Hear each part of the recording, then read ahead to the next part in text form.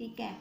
अब कहते हैं, हे राम, अज्ञान रूपी चंद्रमा के उदय से भोग रूपी वृक्ष पुष्ट होते हैं। अज्ञान से ही तो पुष्ट हो रहे हैं ना ये सारे विषय। वे जन्मों की परंपरा रूपी रस को पाते हैं। अब क्या कर रहे हैं, अज्ञान से सारे विषय आ गए। अब विषय आ गए जहाँ पर, तो वहाँ चक्र चल पड़ा। कौन सा चक्र चला? संसार का। कर्म रूपी जल से ये सींचते हैं, फिर कर्मों से ही तो हम आ रहे हैं ना बार बार।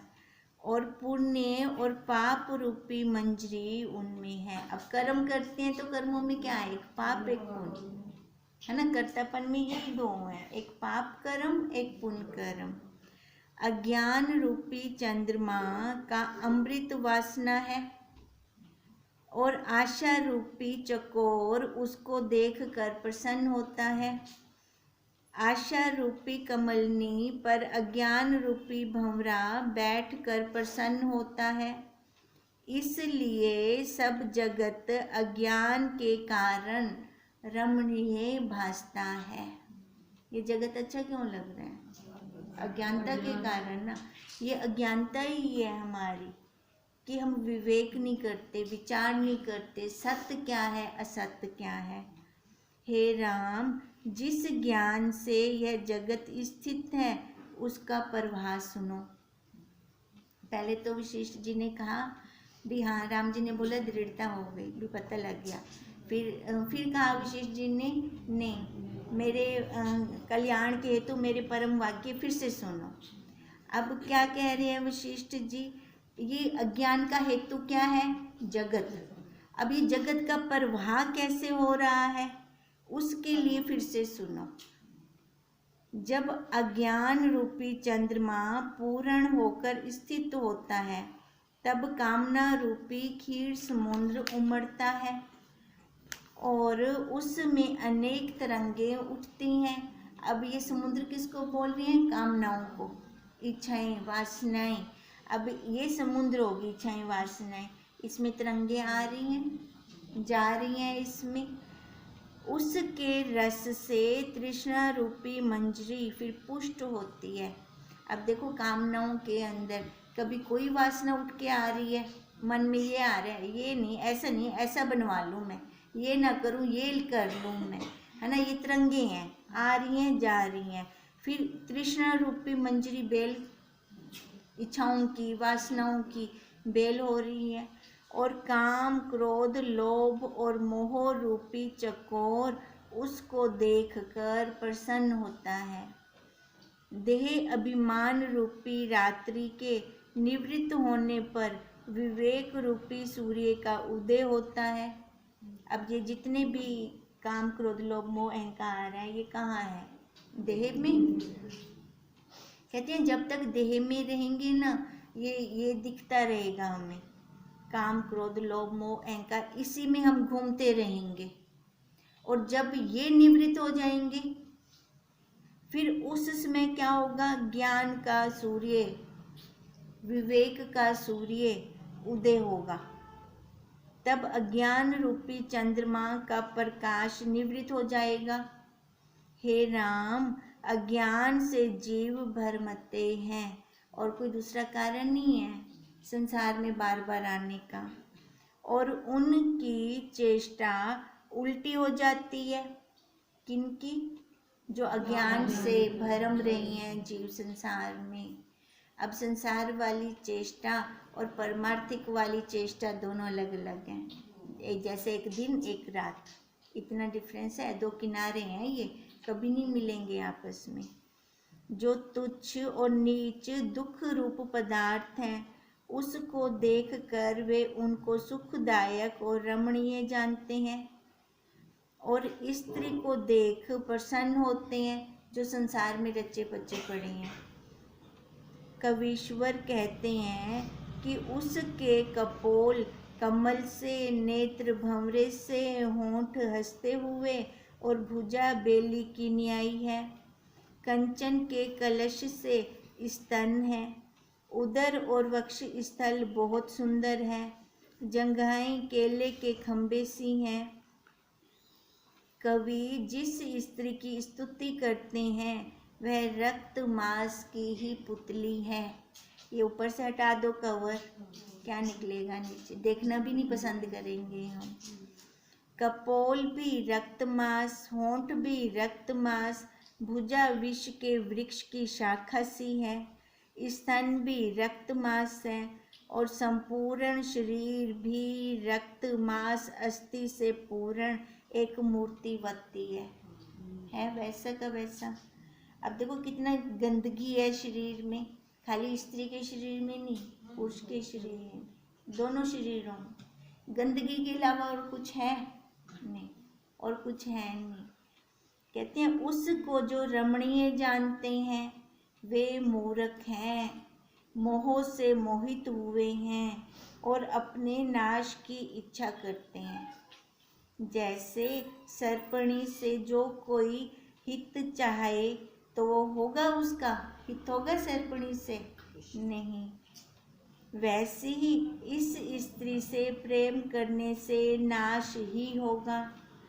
जैसे कदली वन का महाबली हाथी काम से नीच गति पाता और संकट में पड़ता है, खड्डे में गिर जाता है ना हाथी, और अंकुश सहकर अपमान को प्राप्त होता है, वह एक स्त्री की चाह से ही ऐसी गति को प्राप्त होता है। वैसे ही यह जीव स्त्री की इच्छा करके अनेक दुख पाता है। जैसे दीपक को रमणीय जानकर पतंग उस पर गिरता है और नष्ट हो जाता है, वैसे ही यह जीव स्त्री की इच्छा करता है और उसके संग से नाश को प्राप्त होता है। लक्ष्मी का आश्रय करके जो सुख की इच्छा करता है वह भी सुखी न होगा। जैसे पहाड़ दूर से देखने पर सुंदर लगता है, वैसे ही यह भी देखने में सुंदर लगती है, पर स्त्री का आश्रय करके जो सुख की इच्छा करे तो भी सुख न मिलेगा। पहले तो ये बताया जो स्त्री के पीछे भागते हैं, ठीक है, काम के पीछे भागते हैं, वो भी सुख नहीं पाते। फिर दूसरा नंबर धन को बताया, उससे भी नहीं मिलता सुख। अब तीसरा नंबर बता रहे हैं पर स्त्री, वहाँ से भी नहीं है, अंत में दुख ही प्राप्त होगा। लक्ष्मी का भी यही हाल है। जब लक्ष्मी प्राप्त होती है तब मनुष्य अनर्थ और करता है, अनर्थ बढ़ जाता है उसका, पाप कर्म बढ़ने लगते हैं और दुख का वो फिर पात्र बनता है। और जब वह जाती है तब भी दुख दे जाती है। तब जो लक्ष्मी से वो इतने धन से ऐशो आराम की जिंदगी जी रहे थे, अब आदत पड़ गई वो वाली, अब नहीं है तो और ज़्यादा उनको दुख होता है और उससे फिर वो जलता रहता है। हे राम, जगत में सुख की इच्छा ही करना व्यर्थ है। जड़ा मर्जी विषय हो गए, विषय कभी पूर्ण हुए, इच्छाएं वासनाएं कभी खत्म हुई, तृप्ति आ ही नहीं सकती। जीव जब पहले जन्म लेता है तब भी दुख सहता है, फिर जन्म लेकर जब मूर्ख और नीच बाल अवस्था को प्राप्त होता है तब वो कुछ विचार ही नहीं कर सकता, उससे भी दुख पाता है। और कुछ शक्ति ही नहीं होती, उससे भी वो दुख पाता है। जब यौवन अवस्था रूपी रात्रि आती है तब उसमें काम, क्रोध, लोभ और मोह रूपी निशाचर विचरते हैं और तृष्णा रूपी पिशाचिनी आ घेरती है, क्योंकि उस अवस्था में विवेक रूपी चंद्रमा उदय ही नहीं होता। इससे अंधकार में वे सब क्रीड़ा करते हैं। कल क्या कह रहे थे, आंखों वाले अंधे, ये कह रहे थे ना, ऐसी आंख नहीं चाहिए जो बाहर भौतिक वस्तुओं को देखकर ही उलझे।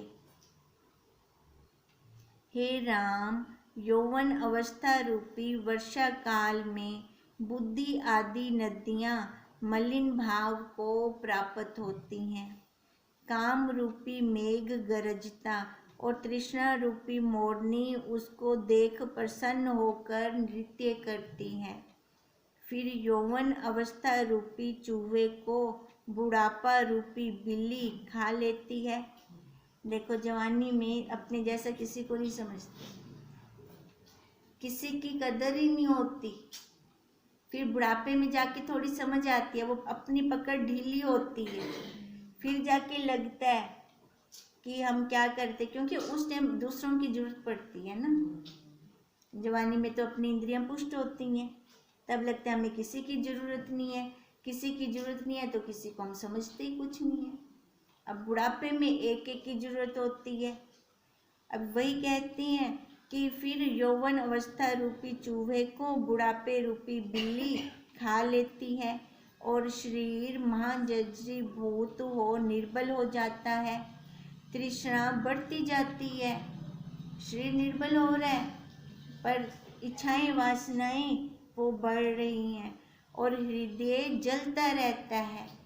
क्यों? इच्छाएं वासनाएं पूर्ण नहीं होती, बीमारियां इतनी लग जाती हैं, शुगर हो जाती है, मीठा डॉक्टर ने मना कर दिया नहीं खाना, पर अंदर से इच्छा है मीठा खाने की। सामने किसी को खाता देखकर अब इसको देते नहीं है क्योंकि शुगर है, और ज़्यादा जलन हो जाती, खुद हम दे बैठे में को नहीं रहते, है ना। वो तो कहेंगे डॉक्टर ने मना किया हुआ है। तो इससे अच्छा कि पहले ही, है ना, साधना काल में ही अपनी निवृत्ति हो जाए सभी विषयों से। नहीं तो क्या होता है, तृष्णा बढ़ती जाती है और हृदय जलता है। निदान फिर मृत्यु रूपी सिंह जरा रूपी हिरनी को भक्षण कर लेता है। अब उसी इच्छाएं वासनाओं में शरीर गया, है ना, अंतमति सोई गति। अब फिर से दोबारा कोई ना कोई आकार, क्योंकि इच्छा रह गई अंदर। तभी गुरुदेव कहते हैं शरीर खत्म हो जाता है पर इच्छाएं खत्म नहीं होती।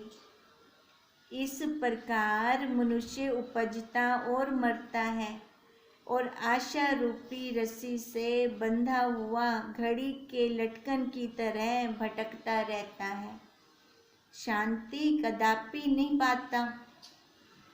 हे राम, यह ब्रह्मांड एक वृक्ष है, उसमें जीव रूपी पत्ते लगे हैं, वे कर्म रूपी वायु से हिलते हैं। उसमें अज्ञान रूपी जड़ता है, चित्त रूपी ऊंचा वृक्ष है, उस पर लोभ आदिक उल्लू बैठते हैं। जगत रूपी सरोवर में शरीर रूपी कमल है, उस पर जीव रूपी भंवरे आ बैठते हैं और काल रूपी हाथी आकर उनको चट कर जाता है। हे राम, जनता रूपी जीर्ण पक्षी आशा रूपी फंदे से बंधे हुए वासना रूपी पिंजरे में पड़े हैं। अब वासना है ना अंदर, पिंजरा बन गया अपने लिए ये एक।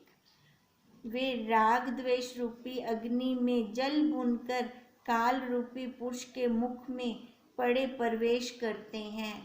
अब इच्छाएं वासनाएं अगर पूर्ण किसी ने पूरी कर दी, उसके प्रति राग हो गया, और कोई बीच में रुकावट डालने वाला आ गया तो उसके प्रति द्वेष हो गया। अब कहती है ये राग द्वेष चल रहा है अंदर, राग द्वेष चल रहा है तो ये चक्कर भी चल रहा है फिर संसार रूपी जन्म मरण का। जन रूपी पक्षी उड़ते फिरते हैं, किसी दिन जब काल रूपी व्याघ जाल फैलाएगा तब उनको फंसा लेगा। हे राम, संसार रूपी तालाब में जीव रूपी मछलियां हैं और काल रूपी बगला उनका भोजन करता है। अब काल ही तो खा रहा है सबको, पर इस टाइम हम काल को खा रहे हैं। कोई काल को खाने वाला भी तो हो कि काल ही सबको खाता रहे। काल रूपी कुम्हार जन रूपी मृतिका के बर्तन बनता है और वे शीघ्र ही फूट जाते हैं। जीव रूपी नदी कर्म रूपी तरंगों को फैलाती है और काल रूपी बड़वा अग्नि में जा पड़ती है। जगत रूपी हाथी के मस्तक में जीव रूपी मोती है, उस हाथी को काल रूपी सिंह भोजन कर जाता है। वह काल रूपी भक्षक ऐसा है कि उसमें ब्रह्मा को भी नहीं छोड़ा। अब आकार की है तो उसके एक्सपायरी डेट है ना, आकार जड़ा मर्जी आकार हो, चाहे वो ब्रह्मांड क्यों ना होवे। इस तरह सबको खाकर भी वह तृप्त नहीं होता।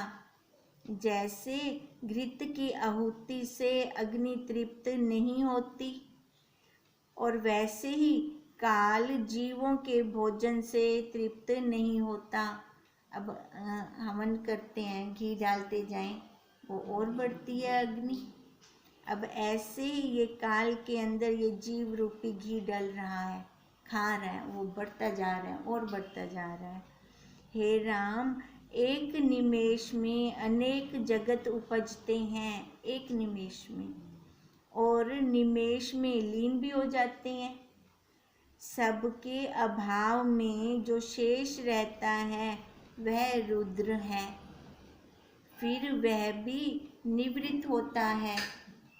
देखो, आकार वाला रुद्र तो निवृत्त होगा, शिव तत्व वो कभी नहीं निवृत्त होगा। और सब के पीछे एक परम तत्व ब्रह्म सत्ता ही रहती है। हे राम, जो कुछ जगत है वह अज्ञान से भासता है।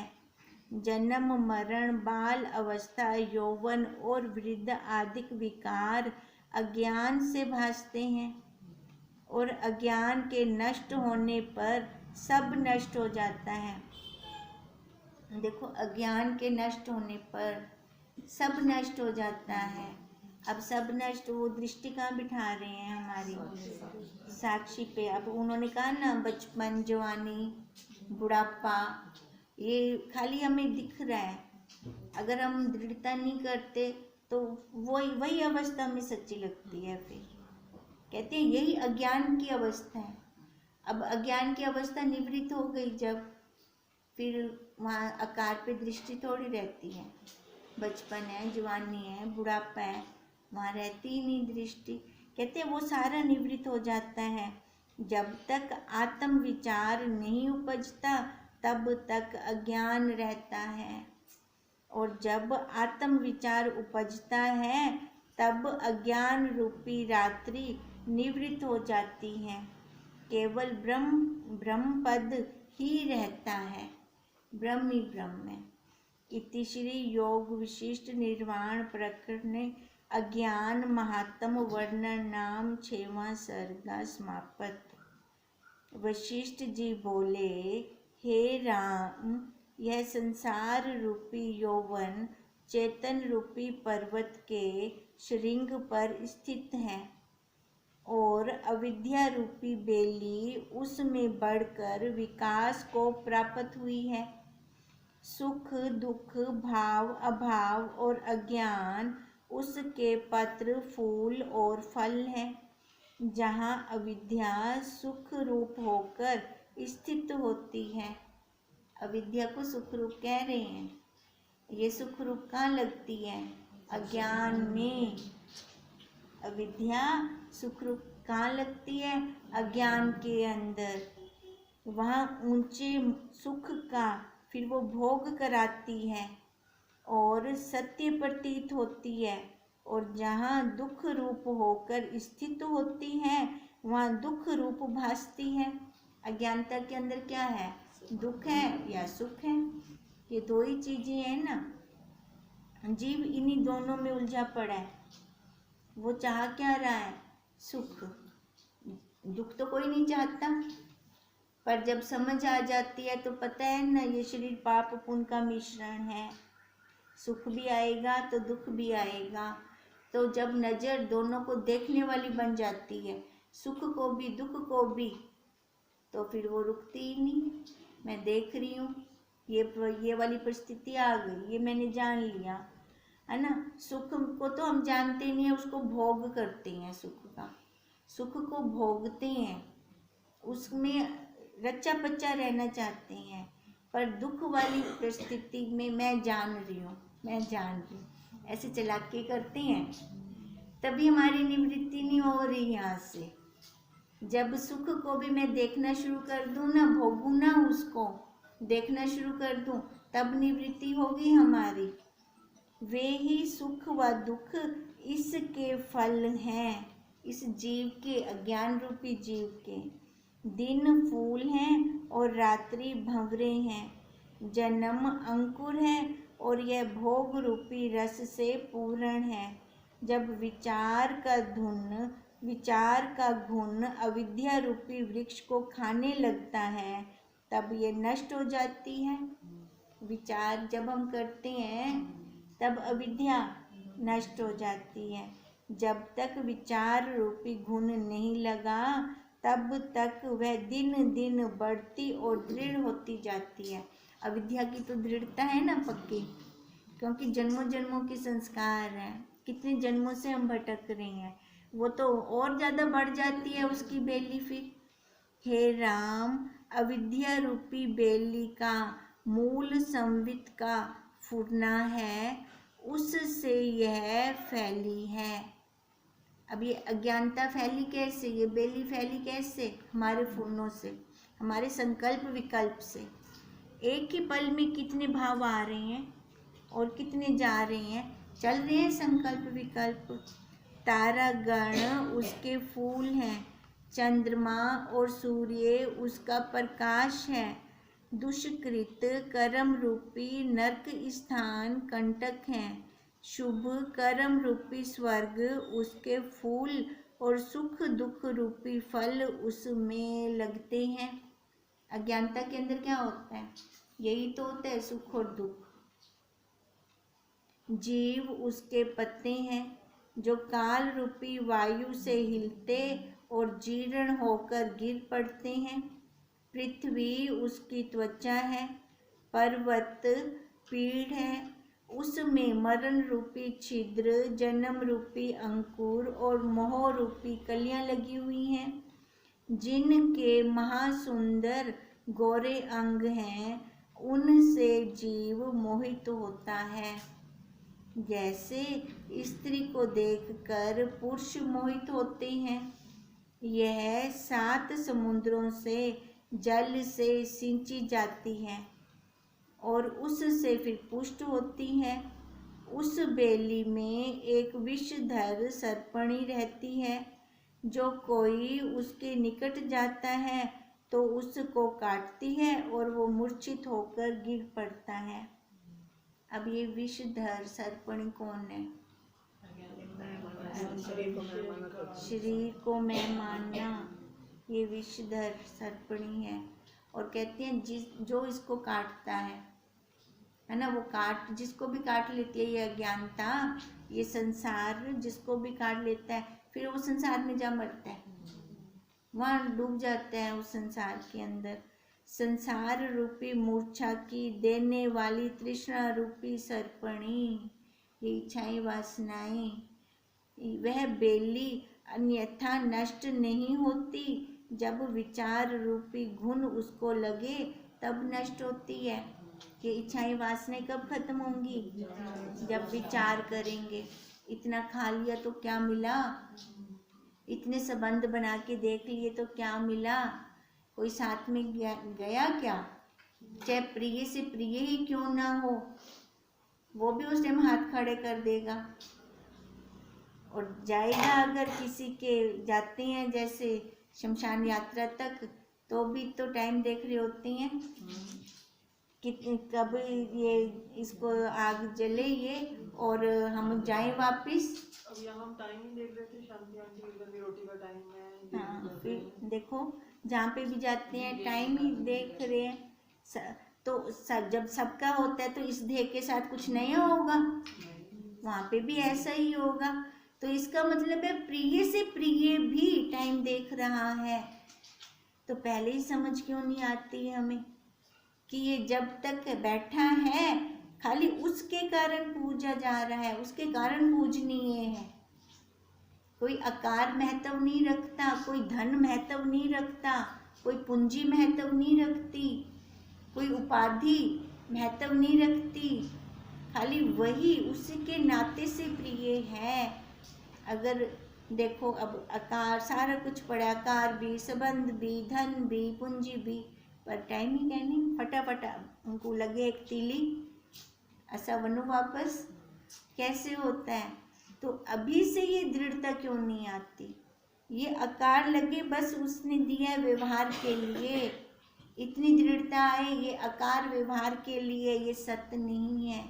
सत्य हूँ तो मैं हूँ खुद स्वयं, अपना मोल डाल रहे हम अपना मोल ही नहीं डालते। हम अपने को गंदगी का कीड़ा बना के बैठे हैं, गंद होते तब या भी गंदों से आते हैं, फिर जहाँ गंद होगा वहाँ मक्खी मच्छर भी आएगी। ये परिस्थितियाँ आती हैं, फिर रोते हैं, पिटते हैं, चिल्लाते हैं, फिर नहीं तो उस टाइम ये ध्यान में आता है मेरी प्रारब्ध है ना चल रही है, आएगा इसके ऊपर अच्छा भी बुरा भी दोनों आएंगे, और दोनों को मैं देखकर उनको पसार करने वाला हूँ। दोनों से मैं अलग और न्यारा और प्यारा हूँ। आती है ऐसी फीलिंग? आनी चाहिए ऐसी फीलिंग। दोनों को देख रहा हूँ मैं। हे राम, जो कुछ प्रपंच तुमको भासता है सो सब अविद्या रूप है। कहीं अविद्या जल रूप हुई है, कहीं पहाड़, कहीं नाग, कहीं देवता, कहीं दैत्य, कहीं पृथ्वी, कहीं चंद्रमा, कहीं सूर्य, कहीं तारे, कहीं तम, कहीं प्रकाश, कहीं तेज, कहीं पाप, कहीं पुण्य, कहीं स्थावर, कहीं मूढ़ रूप, कहीं अज्ञान से दीन और कहीं ज्ञान से आप ही क्षीण हो जाती है, कहीं तप दान आदि से क्षीण होती है, कहीं पाप आदि से बढ़ती है, कहीं सूर्य रूप होकर प्रकाश करती है, कहीं स्थान रूप होती है, कहीं नरक में लीन है, कहीं स्वर्ग निवासी है, कहीं देवता होती है, कहीं कृमि होती है, कहीं विष्णु रूप होकर स्थित हुई है, कहीं ब्रह्मा होकर स्थित है, कहीं रुद्र, कहीं अग्नि रूप, कहीं पृथ्वी रूप हुई है, और कहीं आकाश व कहीं भूत भविष्यत और वर्तमान हुई है। अब 10वें अध्याय में कृष्ण जी ने कितने गिनवाए, है ना? सारा कुछ बोला ना मैं हूँ। अब 11वें अध्याय में वहाँ पे अर्जुन को नहीं समझ है, मैं कैसे देखूँ आपको? अब 11वें अध्याय में विराट रूप दिखा रहे हैं, सारा कुछ मेरे अंदर है, सबको मैं खा रहा हूँ। हे राम, जो कुछ देखने में आता है वह सब इसी की ही महिमा है। ईश्वर से तृण पर्यंत सब अविद्या रूप है। जो इस दृश्य जाल से अतीत है उसको ही आत्म लाभ होता है। नहीं तो इतनी जल्दी आत्मा में कोई स्थित नहीं हो सकता, है ना? या तो नेति नेति करके अलग कर दो, या सारा वही है ना? अब कितने को नेति नेति करेंगे, कितनों को? तो एक आसान है ना कि सारा वही है, सारा मैं हूँ, पर दृढ़ता होनी बहुत जरूरी है।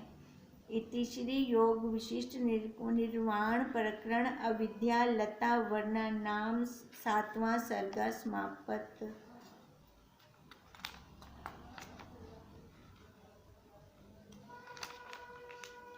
राम ने पूछा, हे ब्राह्मण, विष्णु और हर आदि तो शुद्ध आकार आकाश जाती हैं। अब उन्होंने बोला ना ब्रह्म भी वही है, उसी में उसी को ही खा रहा है, ब्रह्म को भी खा रहे हैं, रुद्र को भी खा रहे हैं। अब राम जी को तो शंका हो गई, अब वो तो प्योर है ना, उनको कैसे वो खा सकता है? अब तभी वो कह रही हैं, हे ब्राह्मण, विष्णु और हर आदि तो शुद्ध आकार आकाश जाती हैं, इनको अविद्या तुम कहते हो। यह सुनकर मुझको संशय उत्पन्न हुआ है। वशिष्ठ जी बोले, हे राम, प्रथम यह सुनो कि अविद्या और तत्व किसको कहते हैं। अब उन्होंने तो आकार वाले रुद्र का क्या कहा, अविद्या वाला है ना, आकार वाला ब्रह्म अविद्या वाला है। अब पर राम जी को तो यहाँ संशय हो गया। हाँ, अब देखो, अब यहाँ उनको संशय हो गया। अब वो तो प्योर है, अब वो अविद्या के कैसे हो सकती हैं? तो वशिष्ठ जी ने कहा पहले तो ये सुनो, अविद्या किसको कहते हैं और तत्व किसको कहते हैं। जो अविद्यामान हो और विद्यमान भाष्य वह अविद्या है। अविद्यामान हो और विद्यमान भाषित तो है नहीं पर दिख रहा है। ये शरीर सत्य नहीं है पर दिख रहा है, भास रहा है, तो कहते हैं यही अविद्या है। और जो सदा विद्यमान है उसको तत्व कहते हैं। वो कभी भासता नहीं है, दिखता नहीं है कभी भी। तत्व निराकार है। हे राम, शुद्ध संबित और कलना से रहित जो चिन्ह मात्र आत्म सत्ता है वही तत्व है। अब तत्व किसको कहा? जो शुद्ध संबित और कलना से रहित और चिन्ह मात्र सत्ता, वही तत्व है। देखो हम सबके अंदर इतनी पावर है कि हमारे अंदर जो जीव है ना, अगर हम उसको आज्ञा दें तो वो बाहर निकल के आ सकता है। प्रकाश पुंज जिसको कहते हैं, वो प्रकाश अंदर का बाहर आकर हम उसको कहीं जा इसका पता करा जाए, इसका बैठे हम एक स्थान पे हैं, वो जाके पता कराएगा, वो आके फिर हमें बताएगा। हमारे अंदर इतनी पावर है, हम कर सकते हैं ऐसे भी, पर हमें इससे भी आगे आगे जाना है, यहाँ रुकना नहीं है। तो कई बार क्या होता है कि जैसे कोई सामने आता है तो उसका हमें सारा कुछ, चाहे वो बोले मुंह से चाहे ना बोले, सारा कुछ पता चल जाता है भी इसके क्या थे। वो आकर तो हमारी आवभगत कर रहा है, अच्छा कर रहा है, पर उसके सामने आते ही उसके जो काले कर्म थे ओकरी छोड़ से होता नाली हो से सारे उसके साथ आते तो वो भी पता चल जाता है, साथ सारा आ गया उसके सामने। अब क्या होता है कि जब हमें अपनी इस स्वरूप पर ना दृढ़ता नहीं होती ना, फिर वहाँ पर मन के अंदर राग द्वेष आ जाता है, क्योंकि वो आ गया, फिर वो दुख होना शुरू हो जाता है। हाँ, ये ऊपर से कर तो ऐसे ही रहा है ना, लल्लू चप्पू जो भी हो रही है हो तो ऐसे ही रहा है, पर अंदर से वो क्या है ना, तो वो जो अभी साधना काल में चल रहे होते हैं ना, तो वो समझ नहीं सकते इस बात को, वहाँ पर टिकाव नहीं आता, तो क्या होता है वहाँ राग द्वेष आना शुरू हो जाता है। तो अच्छा है ना, पहले कुछ नहीं पता चलता, अच्छा है ये भी एक पर्दा कर दिया गुरुदेव ने। हाँ, तो देखो फिर कैसे अपना होता, साधना कैसे होती अगर हम वहाँ राग द्वेष में ही रुक जाते कि आगे चलने ना, हमें इससे आगे चलना है। तो अच्छा कि उन्होंने एक जगह पर्दा कर रखा है।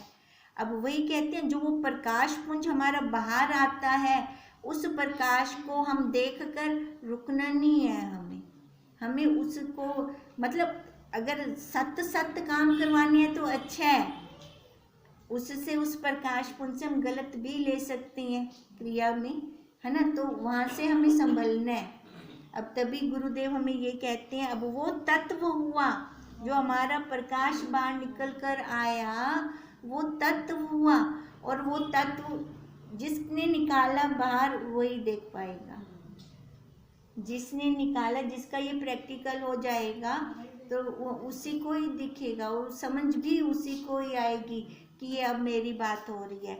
अब ये जैसे तत्व का चला ना, अभी उसको कैसे देखें। अब तभी वशिष्ठ जी ने कहा पहले अविद्या और तत्व किसको कहते हैं, पहले हमें ये समझ में आए। कहते हैं जो अविद्यमान हो और विद्यमान भासे यह अविद्या है, और जो सदा विद्यमान है उसको तत्व कहते हैं। हे राम, शुद्ध संबित और कलना से रहित जो चिन्ह मात्र आत्म सत्ता है वही तत्व है। उसमें जो अहम उल्लेख से संवेदन कलना पूर्ण रूप से फुरी है वही चिन्ह मात्र संबित का आभास है। देखो, अगर गुरुदेव के ऊपर पूरी श्रद्धा है, ठीक है, और गुरुदेव को भी हमारे पे पूरा विश्वास है, तो हमारा काम बन जाएगा। वो क्योंकि मैंने अपने गुरुदेव का विश्वास जीत लिया कि इसको मतलब गुरुदेव जो हमें देना चाहती है, मैं अगर इसको देता हूँ तो वो सफल है मेरा देना। गुरुदेव का विश्वास हमारे ऊपर होना बहुत जरूरी है।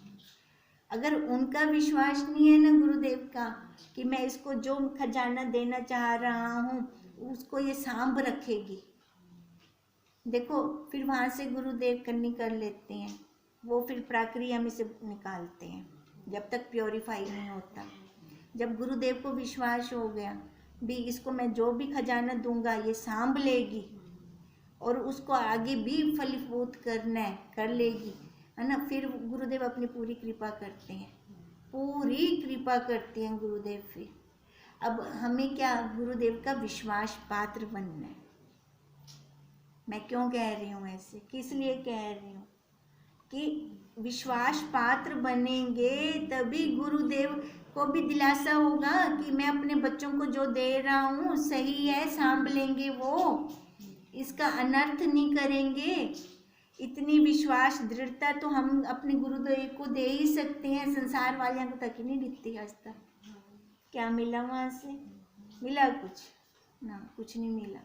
अब यही विश्वास हमारे गुरुदेव को हमारे ऊपर हो जाए कि मैं जो इसको दूंगा वो सांभ लेगी, उसको बिखरने नहीं देगी ये, तो गुरुदेव की कृपा आनी शुरू होती है, तो शिष्य का काम बनना शुरू हो जाता है।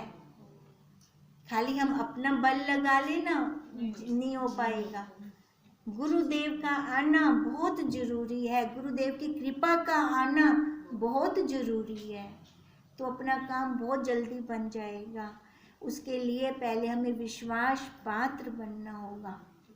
अब विश्वास पात्र बनने के लिए मैं गुरुदेव की सेवा कर रही हूँ, नहीं, तन से की हुई सेवा नहीं, मन से, है ना। जैसे एक प्रसंग सुनाया था, एक को बाल दे दिया तो उसका कितना कुछ बन गया।